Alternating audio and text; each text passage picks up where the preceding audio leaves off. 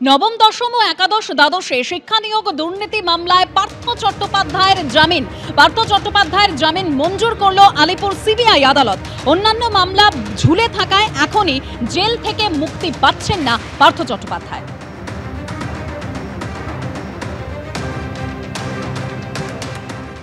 তবে দেখুন, শুধু এই যে দাগিদের তালিকা প্রকাশ্যে এনেছে এসএসসি, সেখানে যে শুধু তৃণমূলের ছড়াছড়ি তা নয়, বিজেপি নেতার ছেলের নামও রয়েছে এই দাগিদের তালিকায়।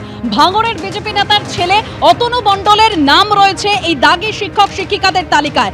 ভাঙড়ের নারায়ণপুর হাই স্কুলের বাংলার শিক্ষক অতনু মণ্ডল, বিজেপি যাদবপুর সাংগঠনিক জেলার সহসভাপতি অবনী মণ্ডলের ছেলে অতনু মণ্ডল। এসএসসির তালিকায় 200 নম্বরে নাম রয়েছে অতনু মণ্ডলের। আমার ছেলে আইনের দ্বারস্থ হয়েছে, আমার ছেলে কতটা প্রতিভাবান তা ওর স্কুলের শিক্ষক ও ছাত্ররা জানে, দাবি করেছেন বিজেপি নেতা অবনী মণ্ডল। আমার সাথে কোনো তৃণমূল বা কোনো কারোর সাথে আমার কোনো সম্পর্ক নেই।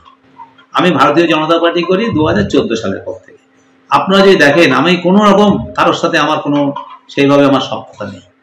তো ওর যখন দেখছি যে এই টেন্টেড হিসেবে নাম আসলো, আমি অবাক হয়ে গেলাম।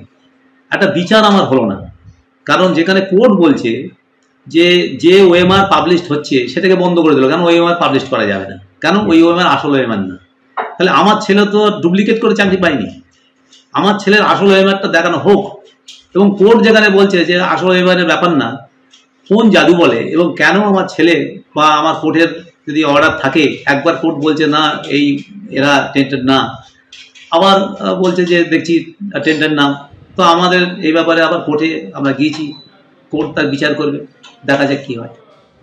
এরই পাশাপাশি যেদিকে নজর রাখবো, নিয়োগ দুর্নীতি মামলায় আগাম জামিনের আবেদন জানিয়েছেন প্রাক্তন শিক্ষা প্রতিমন্ত্রী এবং তার মেয়ে।